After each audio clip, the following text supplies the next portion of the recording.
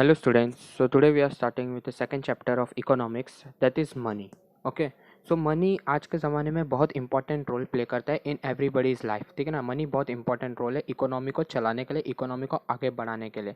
And according to Crowther, okay, Crowther was one of the economist, वो बोलते हैं कि जैसे ही हर ब्रांच में कुछ ना तो कुछ इन्वेंशन होते हैं। For example the invention of wheel is considered to be the most important invention in the science, वैसे ही इकोनॉमिक्स में जो सबसे इम्पॉर्टेंट इन्वेंशन था वो था मनी, ठीक है ना। मनी ही बहुत इंपॉर्टेंट कॉन्सेप्ट था जो कि रिवॉल्यूशन लाया आगे जाके economic life of a human being में। कैसे? Because of money only human can purchase any goods and service which they want to satisfy their needs. Okay, अगर इंसान को कोई भी नीड्स, कोई भी वांट अपने सेटिस्फाई करना है तो वो जाके वो गुड्स को, वो सर्विस को खरीद लेगा, परचेज कर लेगा। और कैसे वो गुड्स और सर्विस को परचेज कर लेगा? जब वो जाके उसको पैसा देगा। Okay, therefore modern economy or this economy in the 21st century is completely dependent upon the money। ये पैसे से ही चलती है, दुनिया सारी पैसे से ही चल रही है। पैसा है तभी हमारी इकोनॉमी चल रही है, और इकोनॉमी चल रही है तभी तो हमारे लाइफ में डेवलपमेंट होते जा रहा है। therefore money which is in circulation today, ये जो मनी आज जो चल रहा है, सर्कुलेट होते जा रहा है लगातार, कुछ ना तो कुछ हम लोग खरीद बेच रोज रहे ही हैं। ये क्यों हुआ? It was develop, money was invented to reduce the difficulties in barter exchange, ठीक है ना। तो पहले के ज़माने में in prehistoric time barter exchange हुआ करता था। ओके, उसमें जो डिफिकल्टीज थे उसको रिड्यूस करने के लिए मनी का इन्वेंशन ह्यूमंस ने किया था। Now what is this barter exchange? Okay, barter exchange है क्या? तो इन prehistoric time, in the stone age time, पहले के ज़माने में ना लोग एक गुड्स को खरीदने के लिए दूसरा गुड्स देते थे, ठीक है ना। सामान के बदले सामान ही देते थे, एक गुड्स को एक्सचेंज करने के लिए दूसरे दूसरे गुड्स को एक्सचेंज करते हैं, ठीक है ना। तो उसी को कहते थे हम लोग barter exchange. Now there were certain difficulties in barter system, अभी कुछ प्रॉब्लम थे बार्टर एक्सचेंज के, जिसकी वजह से ह्यूमन ये बार्टर सिस्टम को आगे हमेशा के लिए कंटिन्यू नहीं कर पाए। So the first problem is problem of double coincidence of one. So what is double coincidence on? For example, person A के पास कुछ गुड्स है और पर्सन बी के पास कुछ गुड्स है। ओके, पर्सन ए के पास जो गुड्स है वो एक्सचेंज करके पर्सन बी का गुड्स वो लेना चाहता है। ओके, बट पर्सन बी को पर्सन ए का गुड्स चाहिए ही नहीं, तो ये दोनों के बीच में एक्सचेंज हो पाएगा क्या? नहीं। यही था problem of double coincidence on. If person A is interested in the goods of person B, he is willing to exchange goods with B, but B is not interested in the goods which A is in possession, ठीक है ना। ए के पास जो good है उसको B में interest ही नहीं है, तो उन दोनों के बीच में एक्सचेंज होगा ही नहीं। और जब ये एक्सचेंज होगा ही नहीं तो बार्टर सिस्टम प्लेस ही नहीं करेगा। तो ये सब बहुत प्रॉब्लम होता था उस टाइम पे कि लोग एक दूसरे के गुड्स लेना ही नहीं चाहते थे। सो ये था first problem, problems of double coincidence of want. So the next problem is about the common lack of common measure of value. Common measure of value क्या होता था? एक स्टैंडर्ड यूनिट ऑफ अकाउंट नहीं था, मतलब एक स्टैंडर्ड वेइंग मेजर नहीं था, मेजर नहीं कर पाते थे हम लोग गुड्स को। फॉर एग्जाम्पल, अगर मेरे पास कुछ गुड्स है, ओके, मुझे चाहिए सामने वाले पर्सन से 10 पोटैटोस। ओके, मेरे को सामने वाले पर्सन से चाहिए 10 पोटैटोस, और मेरे पास है मिल्क उसको रिटर्न में देने के लिए। ओके, सो मैं उसको कितना मिल्क दूंगा, ये एक हम लोग तो कंफर्म, मतलब ये कन्फ्यूजन ही क्रिएट होता था। फॉर एग्जांपल, मैंने उससे 10 पोटैटोस लिए, अगर अगर मेरे पास होता है टोमेटोस तो मैं उसको 10 टोमेटोस के रिटर्न में देता पोटैटोस लेने के बदले। लेकिन मेरे पास तो है मिल्क जो कि लिक्विड स्टेट में, तो अभी मैं उसको 10 पोटैटोस के लिए कितने मिल्क दूँ, ये हम लोग कभी भी क्लियर हो ही नहीं पाता था। So common measure of value नहीं था। जैसे आज के ज़माने में तो हम लोग बोल सकते हैं, अगर तूने मुझसे 1 किलो पोटैटोस लिया है तो मुझे 1 लीटर मिल्क देते। लेकिन उस टाइम पे ऐसा कुछ common measure of value, common ऐसा वेइंग मशीन था ही नहीं, तो इसकी वजह से ये प्रॉब्लम आता था, lack of common measure of value.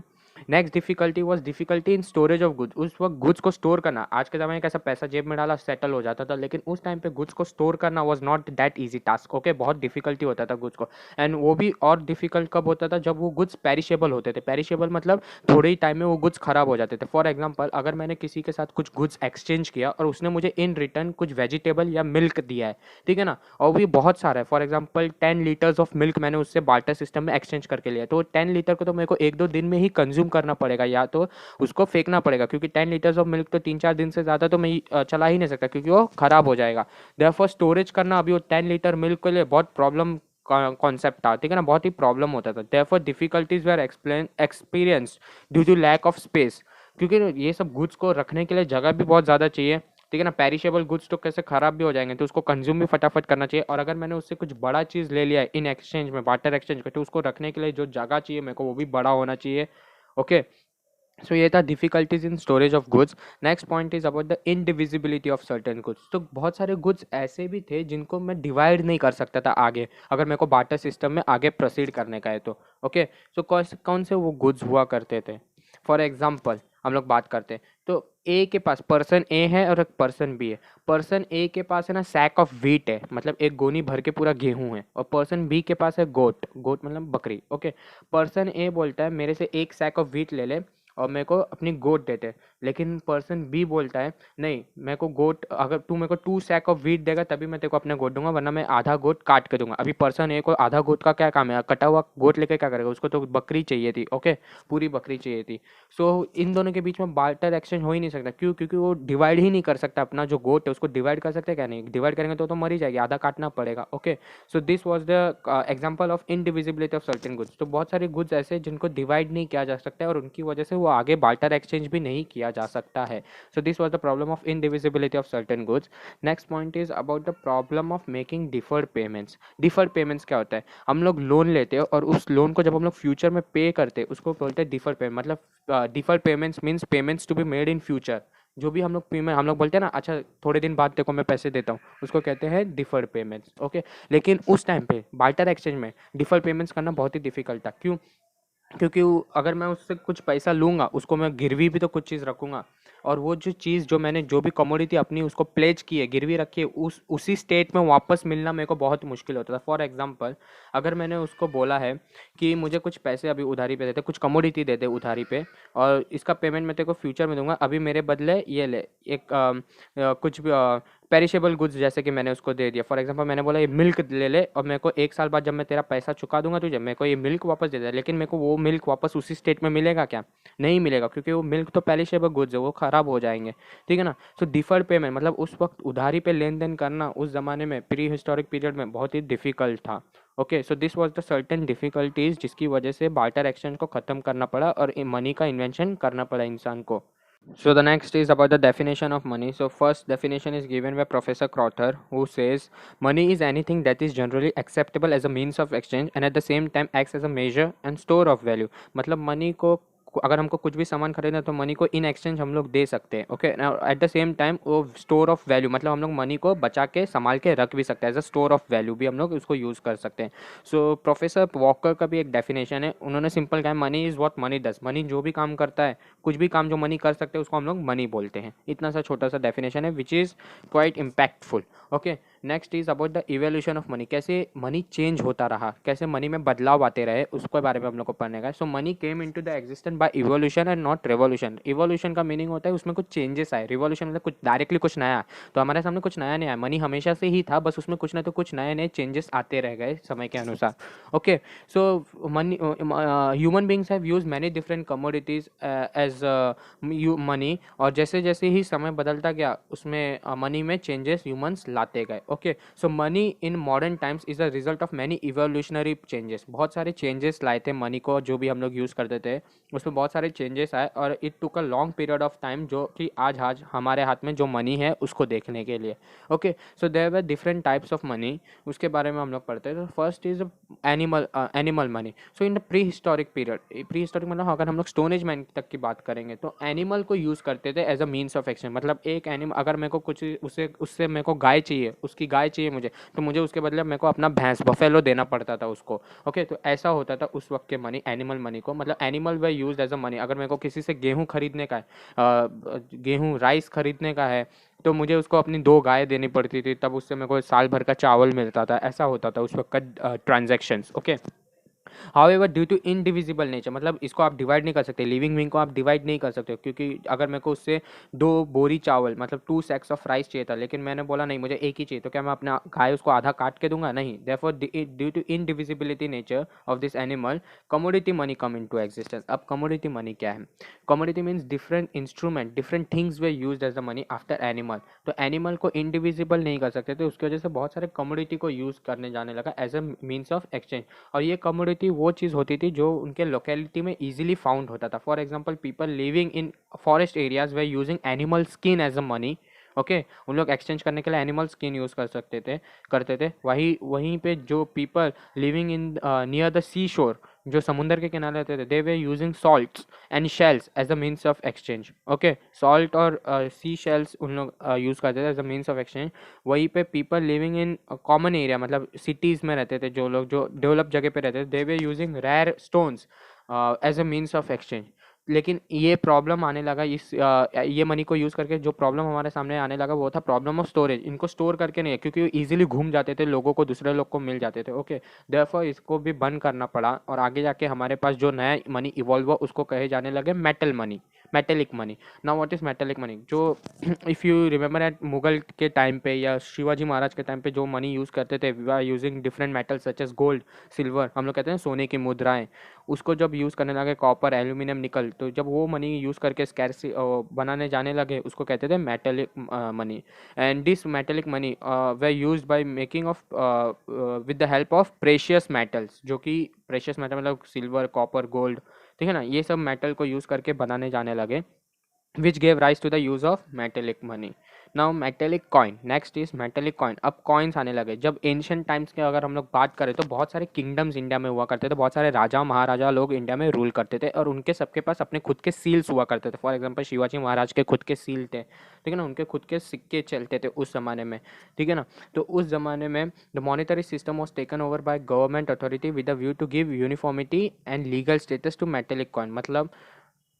मतलब जैसे ही टाइम चेंज होते गए वैसे ही ये जो कॉइन, उस समय से कॉइन चल रहे थे और आज भी कॉइन चल रहे थे, तो धीरे धीरे ये coin was taken over by government. मतलब अब गवर्नमेंट की अथॉरिटी से ये सब कॉइन पब्लिश होते हैं, सब कॉइन मिंट होते हैं, और अब ये सभी कॉइन को यूनिफॉर्मिटी, मतलब सभी कॉइन सेम जैसे दिखने चाहिए, एंड लीगल स्टेटस दे दिया है, ठीक है ना, कि हाँ सब लोग गवर्नमेंट से बैक करते हैं।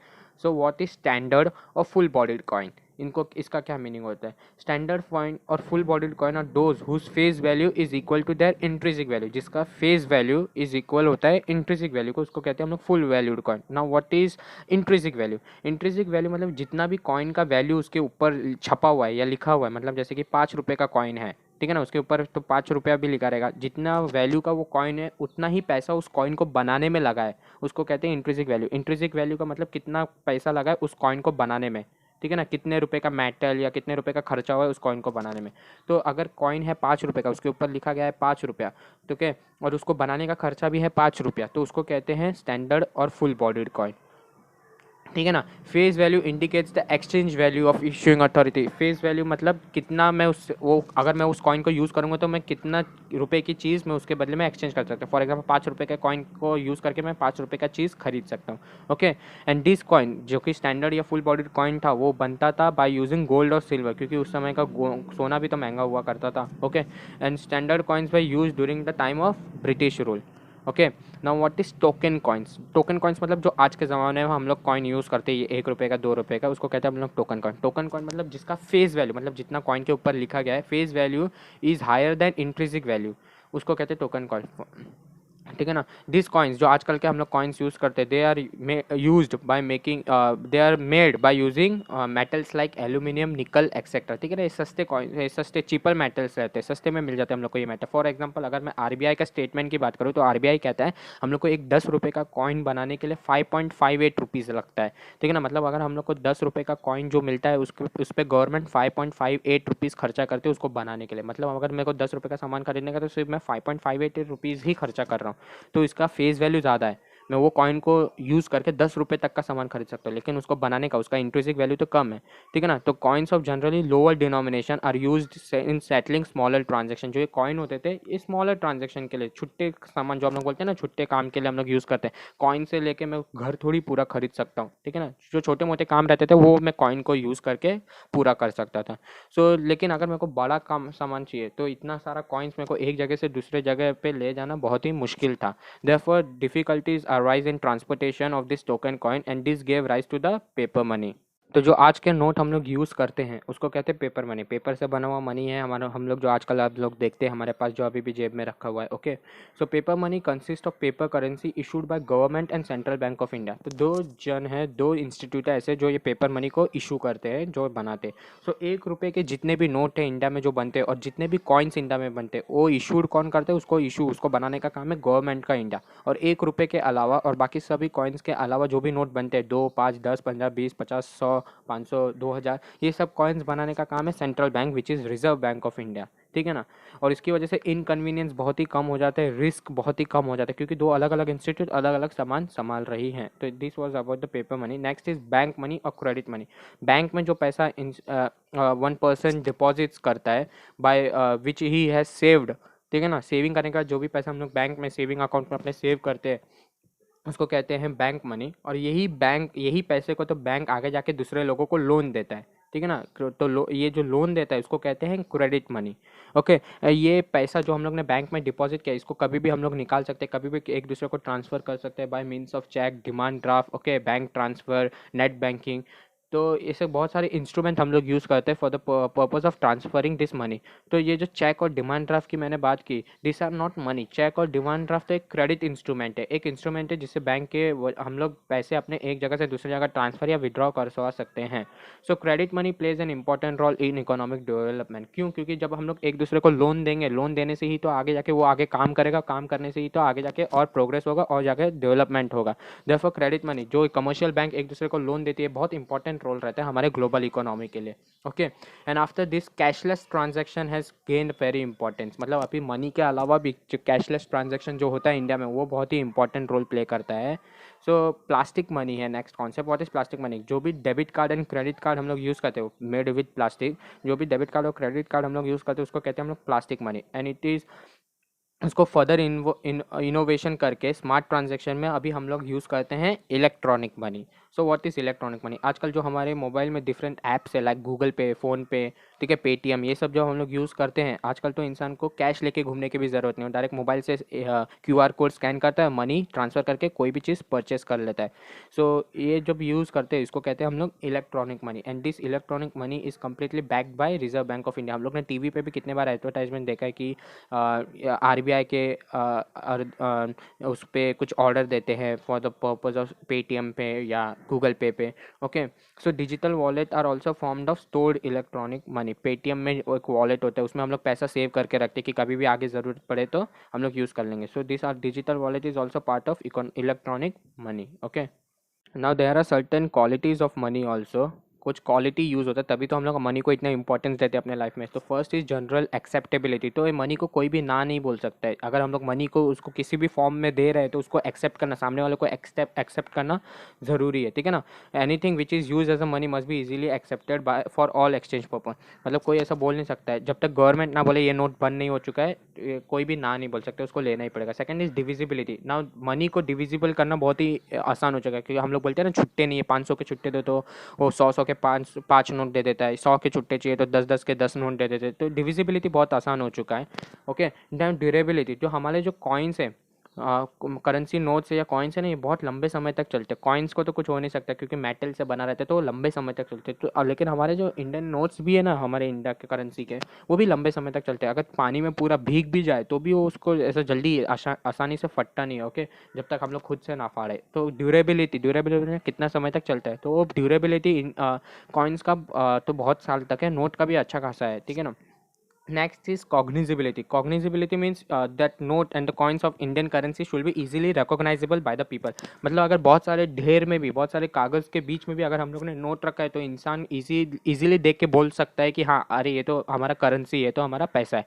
Okay, so there should be certain distinct, कुछ ऐसे मार्क्स होने चाहिए जो कि हमारे नोट पे है कि उससे कन्फ्यूजन ना हो लोगों को और इजीली पहचान सकें अरे हाँ ये तो करेंसी ही है। Okay, next is about the portability. Portability means the currency should not be that much difficult from carrying one place to another. मतलब it should be easily carryable from one place to another, ठीक है ना, without any expense. तो हम लोग जेब में पैसा 10,000 20,000 या तो उससे भी ज़्यादा पैसा, जैसे कि आजकल तो हम लोग क्रेडिट कार्ड या फ़ोन पे गूगल पे यूज़ करते हैं, तो ईजिली ट्रांसफरेबल है।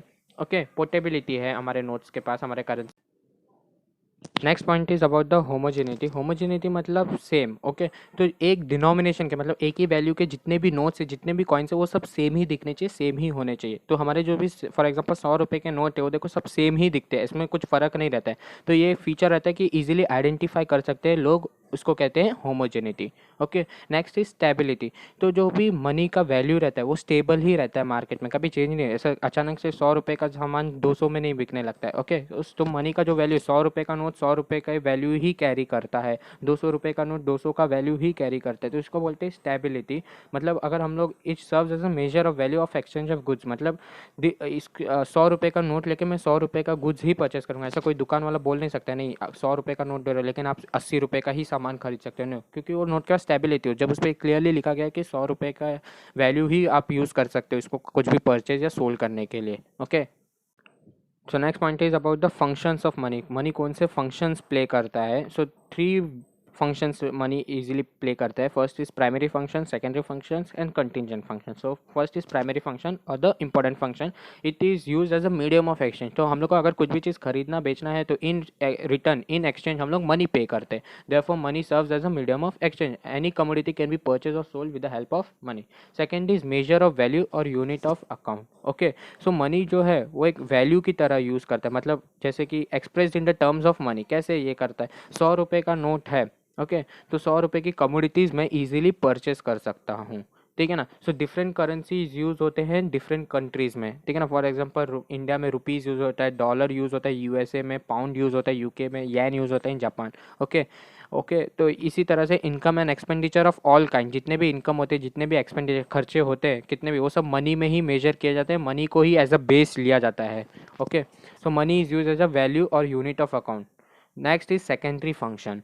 सेकेंडरी फंक्शन क्या होता है मनी का. So first is standard of deferred payment. अब हम लोग जब भी लोन लिया करते थे बार्टर एक्सचेंज में, तो it was very difficult to return that loan in barter exchange. लेकिन अब वो सब प्रॉब्लम्स चले गए, क्योंकि मनी अगर मैंने 1 साल के लिए लोन लिया है तो उसको 1 साल बाद मैं उसको उतना ही पैसा चुकाने वाला हूँ. और अगर उसको इंटरेस्ट चाहिए तो मैं इंटरेस्ट भी 10% पर एनम, 20% पर एनम देने के लिए तैयार हूँ. Therefore the problem which was faced in barter exchange of deferred payments, अभी वो पूरा सॉल्व हो चुका है. क्योंकि अब अगर उसने बोला फ्यूचर डेट पे मेरे को डेफर्ड पेमेंट्स चाहिए, मेरे को फ्यूचर में पे करना है, हाँ, तो मैं तेरा 1,000 रुपये लिया हूँ तो 1,000 रुपये दे भी दूंगा.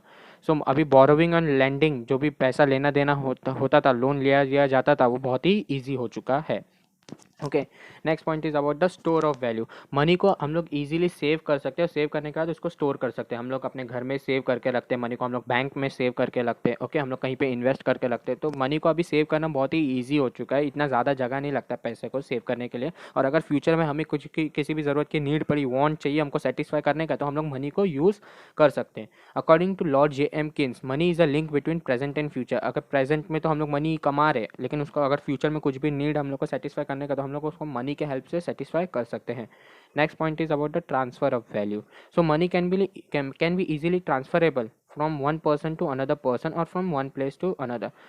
मनी के साथ साथ पैसे तो डायरेक्ट भेज ही सकते हैं बैंक से, इलेक्ट्रॉनिक मनी से. पैसे के साथ साथ अगर हमको आज ही पैसे की ज़रूरत भी है तो हम लोग तुरंत ही अपना कुछ भी असेट्स, रियल असेट्स जो है, फॉर एग्जांपल मेरा बिल्डिंग है, घर है, एग्रीकल्चर है, लैंड, उसको तुरंत बेच सकता हूँ मैं. बेचने के बाद मेरे हाथ में तुरंत कैश आ ही जाएगा. देयरफॉर पैसा कभी भी ट्रांसफ़र कर सकते हैं from one person to another. खरीद बेच के भी कर सकते हैं. Okay, so the next is about the contingent function. So according to Professor Kinley, in the modern period money plays an important role almost in all economic transaction. मतलब कुछ भी इकोनॉमिक ट्रांजेक्शन अगर हमको करना है, मतलब कुछ भी लेना देना है, तो मनी का उसमें होना ज़रूरी ही है, मतलब होता ही है. सो first is measurement of national income. तो हमारा जो भी नेशनल इनकम हम लोग मेजर करते हैं, जीडीपी, हमारा इकोनॉमी, जो भी हम लोग मेजर करते हैं वो पैसे पे ही तो मेजर करते हैं. ठीक है ना. इतना पैसा, इतना इकोनॉमी अभी इंडिया का हो चुका है. Okay, so distribution of national income among 4 factors of production. हम लोग ने लास्ट लेक्चर में देखा था कि 4 फैक्टर्स ऑफ प्रोडक्शन क्या होते हैं. लैंड, लेबर, कैपिटल और एंटरप्रेन्योर. तो ये 4 फैक्टर्स ऑफ प्रोडक्शन जो भी अपने रिटर्न्स या रिवॉर्ड्स कमाते हैं, for example rent, wages, interest and profit, वो भी मॉनेटरी टर्म्स में ही तो होते हैं. Next is basis of credit. Okay, so commercial bank जो भी क्रेडिट क्रिएट करते हैं, जो भी लोन आगे लोगों को देती है, वो अपने डिपॉजिट्स में से ही देती है. मतलब जो उनके कस्टमर्स लोग बैंक में डिपॉजिट्स करते हैं, डिपॉजिट्स भरते हैं, उसी डिपॉजिट को वो आगे जाके इंसान को लोन देती है. So money provide a liquid base for the creation of credit money. मतलब मनी की वजह से ही लोगों को आगे लोन मिलता है और हमारा इकोनॉमी चलते रहता है. Next point is about the imparts liquidity to the wealth. ठीक है ना. इम्पार्ट्स लिक्विडिटी, मतलब लिक्विडिटी का मीनिंग होता है कैश. ठीक है ना. तो वेल्थ में, मतलब इकोनॉमी में वो लिक्विडिटी यानी कि कैश डालते हैं. For example money is called the most liquid assets. Most liquid मतलब हाथ में जब कैश रहेगा तो हम लोग कुछ भी चीज़ कर सकते हैं, उससे कुछ भी खरीद सकते हैं, कुछ भी बेच सकते हैं, कुछ भी उसको कहीं भी इन्वेस्ट कर सकते हैं. ठीक है ना. देयरफॉर मनी इज रिगार्डेड, जो कि हाथ में कैश रहता है, उसको हम लोग बोलते हैं मोस्ट लिक्विड एसेट्स रहता है. So money can be easily converted into any assets. मतलब अगर मेरे हाथ में पैसा है तो मैं कहीं भी इन्वेस्ट कर सकता हूँ, कोई भी असेट्स खरीद सकता हूँ. जब मेरा मन करे तो उसको वापस बेच के मैं उसको मनी में कन्वर्ट कर सकता हूँ. फॉर एग्जाम्पल आज मेरा मन किया, अगर मेरे हाथ में कैश है तो मैं जाके आज उसको सोने में इन्वेस्ट कर दिया, और अगर मेरे को कल प्राइस बढ़ गया सोने का तो मेरे को उसको बेचने का, तो मैं उसको बेच भी दूंगा और कैश में कन्वर्ट कर दूंगा. Okay, next point is about the estimation of macro economic variables. जो भी मैक्रो इकोनॉमिक्स का टॉपिक है, लाइक जीडीपी हुआ, जीएनपी हुआ, टोटल इन्वेस्टमेंट हो गया, ये सब मनी के टर्म्स में ही तो मेजर करते हैं. कितना इन्वेस्टमेंट, पैसे के टर्म्स में ही सब हम लोग मेजर करते हैं। फॉर एग्जांपल बजट जो हमारी देश का बनाती है। Okay, therefore money plays a quite important role in contingent function also. तो the next topic is about the concept of black money. So black money होता क्या है? तो जब भी हम लोग कोई भी ट्रांजेक्शन करते हैं, ठीक है ना, वो सभी ट्रांजेक्शन का हिसाब किताब गवर्नमेंट के पास होना चाहिए। ओके, और अगर वो ट्रांजेक्शन बहुत बड़े अमाउंट का है, ठीक है ना, तो उस अमाउंट पे हमको कुछ टैक्स भी गवर्नमेंट को पे करना रहता है। बट ये कब होता है? अगर हम लोग ये बैंक से ये ट्रांजेक्शन करेंगे तो ये सब का हिसाब किताब गवर्नमेंट के पास ऑटोमेटिक ही रहता है। बट अगर जब हम लोग ये ट्रांजेक्शन कैश में करते हैं, हम लोग कैश में लेना देना करते हैं, तो गवर्नमेंट के पास ये हिसाब किताब रहता नहीं है और हम लोग को ये बताना रहता है कि मैंने इतना बड़ा अमाउंट का ट्रांजेक्शन किया है और इस पर जो भी टैक्स है आप ले लो। लेकिन कुछ लोग ये टैक्स बचाने के चक्कर में इन लोग गवर्नमेंट को अपना ये हिसाब किताब देते ही नहीं है, और ये जो भी हिसाब किताब उनके हाथ में रहता है अब उसको वो पूरा बन जाता है ब्लैक मनी। ओके, सो ब्लैक मनी लीगल और इलीगल मीन्स दोनों तरह से कमाए जा सकते हैं। एंड ब्लैक मनी की वजह से ही हमारे इकोनॉमी में करप्शन बढ़ते जा रहा है। करप्शन की वजह से ब्राइबरी मतलब रिश्वतखोरी बढ़ते जा रही है। ब्लैक मार्केटिंग काला बाजारी बढ़ते जा रहा है। होल्डिंग होल्डिंग मतलब पैसा लोग जमा करके छुपा के ब्लैक मनी रख ही रहे हैं अपने घर में। ओके, तो ये सब बढ़ते जा रहा है ब्लैक मनी की वजह से।